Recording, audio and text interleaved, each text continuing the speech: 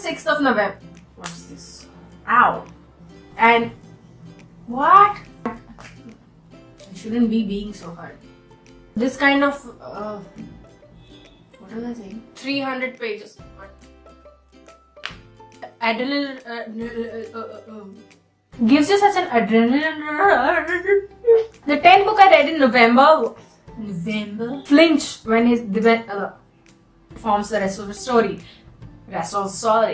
Hey guys, this is Sonali, the Melodramatic Bookworm. Welcome back to my channel. Today I'm here with my November wrap-up. November was not that great of a reading month for me because I was able to finish only 10 books and I started another one. But I was hoping I could get through a lot more of the books that I have on my TBR as well as the review copies that I got. But that was not to be. But I must say that I was comparatively successful for November when compared to October, because of the 5 books that I want to read in November, I finished 4 and I started the 5th. So without further ado, let's get into this video and let me share with you all the books that I read in November and the one book that I wanted to read but I only just started.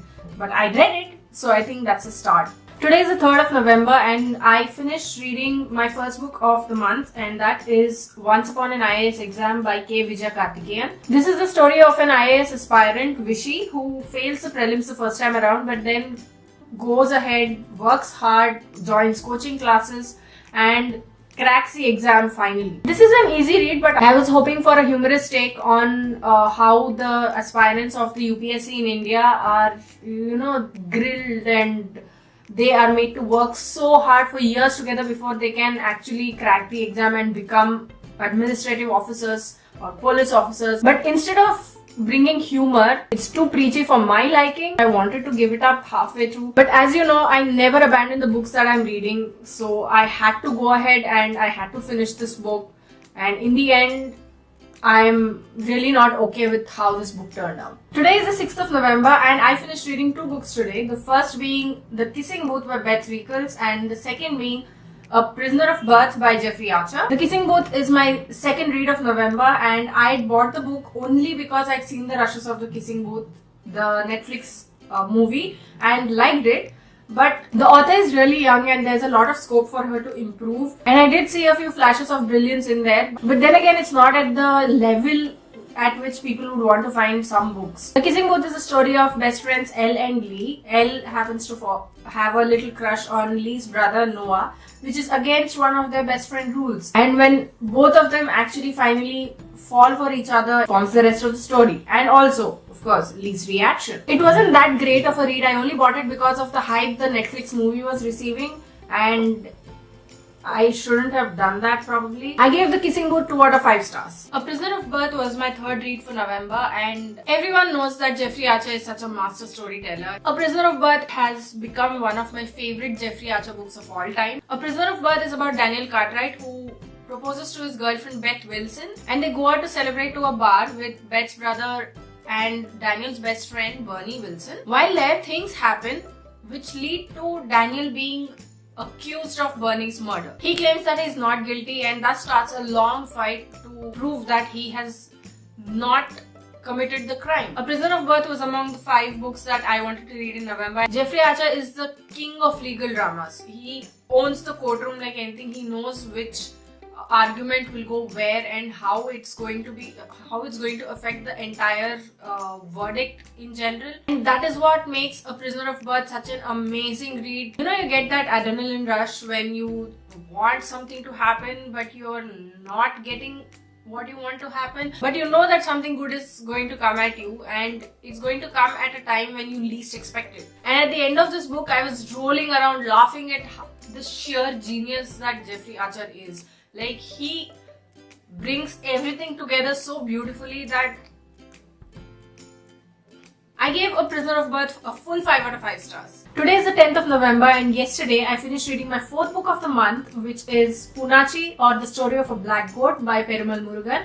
This is the story of Poonachi, a black goat who is extremely thin and weak. She is handed to an old man by a giant. This is the story of how the old man and his wife bring up Poonachi especially because she's so thin and her body doesn't sustain nutrition. And what happens to Poonachi and what are the emotions that she evokes within the people around her and the goats around her, the animals around her more like, forms the rest of the story. See, I do think that Poonachi is a deep story and it slyly and cleverly sheds light on the problems in Indian society by using the analogy between a goat and a woman. But during the 170 pages of this book, I was sort of bored.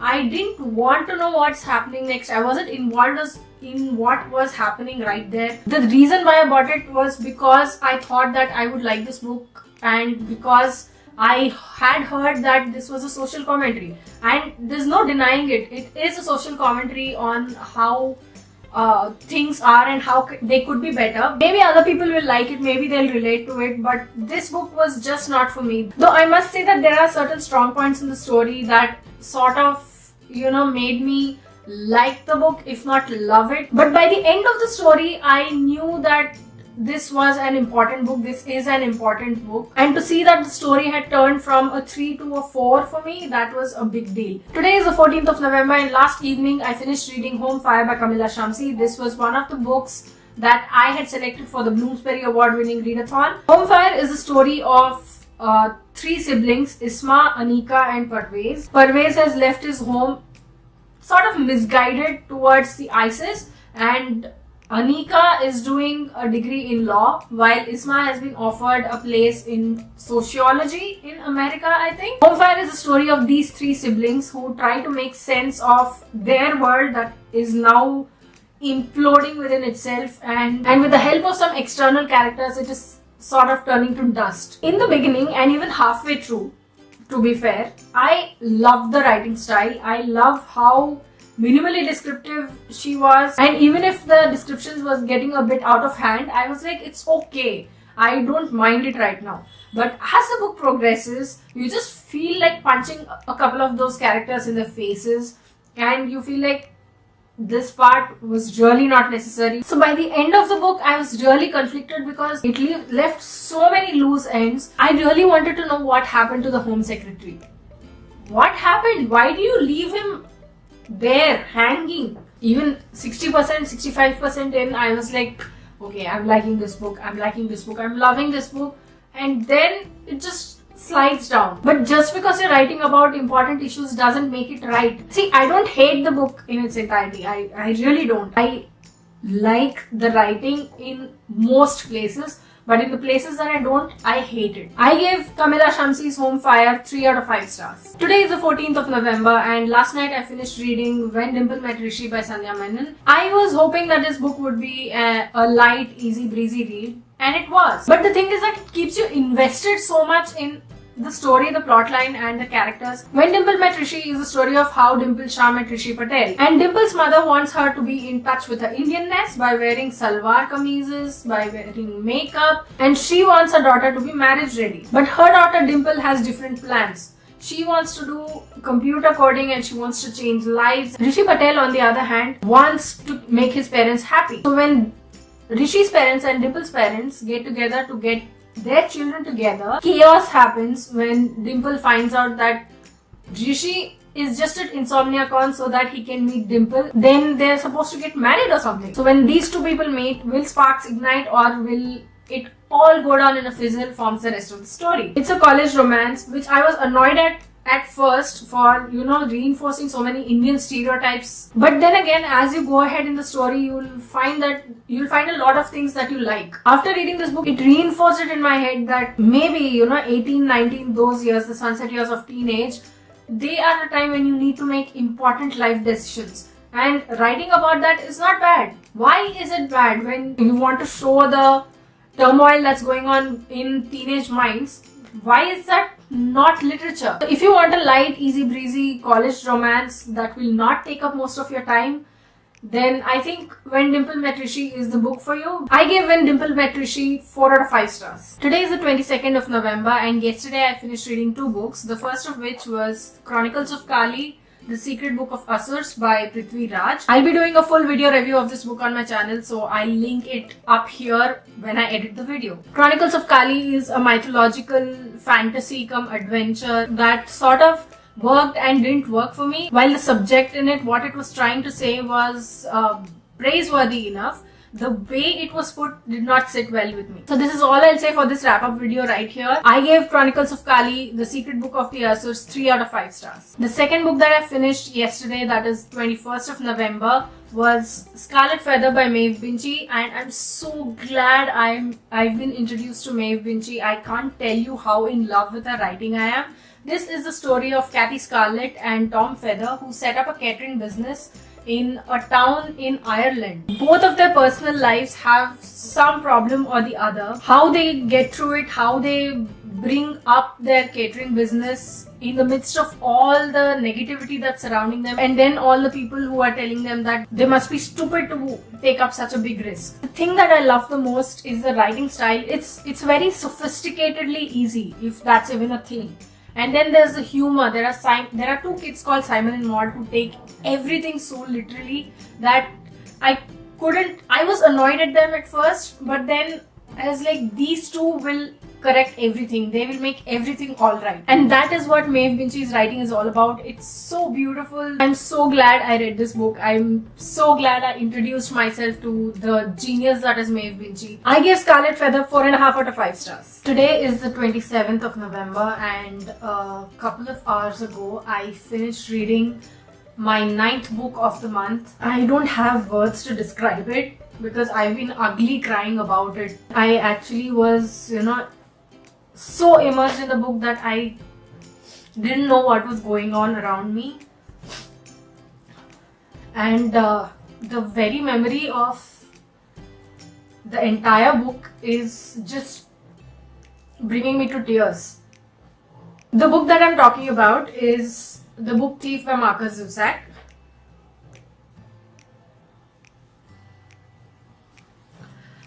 There were a lot of people who actually warned me that this book was going to make me cry like no other. I need some time to come to terms with the book, with everything in the book. The Book Thief is about Liesel Memminger, who arrives in Himmel Street, Mockling, I think that is, in Germany, at the house of the Hubermans, who are her foster parents. After her parents have been taken away to a concentration camp, her life with the Hubermans and everything that happens around this time is narrated by Death after Death finds Liesel's handbook and it reads through whatever she's written in it. And the narration is so heartbreaking.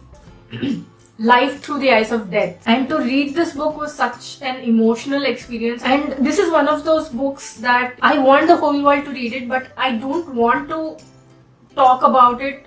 I don't want to discuss it with anybody because it feels too personal. I feel so protective, so possessive of it that I can't formulate thoughts right now because it's just too early. This is one book that will stay close to my heart for the rest of my life. I finished reading this book when I was sitting at a cafe, and the moment I started driving back home, I was crying. I was bawling like a baby. I cried the whole way home, and the mere memory of reading this book, it breaks my heart. I'll just say that this book is beyond any stars, any rating that anyone can give it. Marcus Zusak is such a genius, and I don't think I'll be able to get over this book for as long as I live. I'll be going over and over and over this book, and I still